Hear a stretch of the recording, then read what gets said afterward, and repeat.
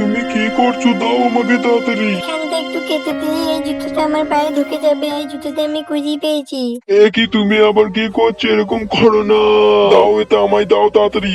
এ কি ঠাকুমা একটা সামান্য জুতোর জন্য নিজের পাটাকে বলিদান দিতে চলেছিল? এ কি আসলে দাদুটা এতটাই গরিব যে ঠাকুমাকে একটা সামান্য জুতো কিনে দেওয়ার মতো ক্ষমতাও দাদুটার নেই। যাই হোক, ওই দাদুটা আর ঠাকুমাটার জন্য আমাকে একটা কিছু করতে হবে, না হলে যে কি করে বসবে দুজনে তার কোনো ঠিক নেই। ওই ঠাকুমাটাকে একটা কাঠের জুতো বানিয়ে দেবো, তাহলে ঠাকুমা হয়তো অনেক খুশি হবে, আর ঠাকুমা খুশি হলে দাদুর মনটাও অনেক হালকা হবে। তো বন্ধুরা দেখো, আমি দিনরাত পরিশ্রম করছি কিন্তু কেউ আমাকে সাপোর্ট করছে না। আমি শুনেছি তোমরা কষ্ট করা মানুষদের সাপোর্ট করো। প্লিজ বন্ধুরা চ্যানেলটা লাইক করে সাবস্ক্রাইব করে নিও। দেখো বন্ধুরা, জুতোটি তৈরি হয়ে গেছে, কেমন হয়েছে কমেন্টে জানিও কিন্তু। এই দেখো ঠাকুমা, তোমার জন্য জুতো বানিয়ে আনলাম।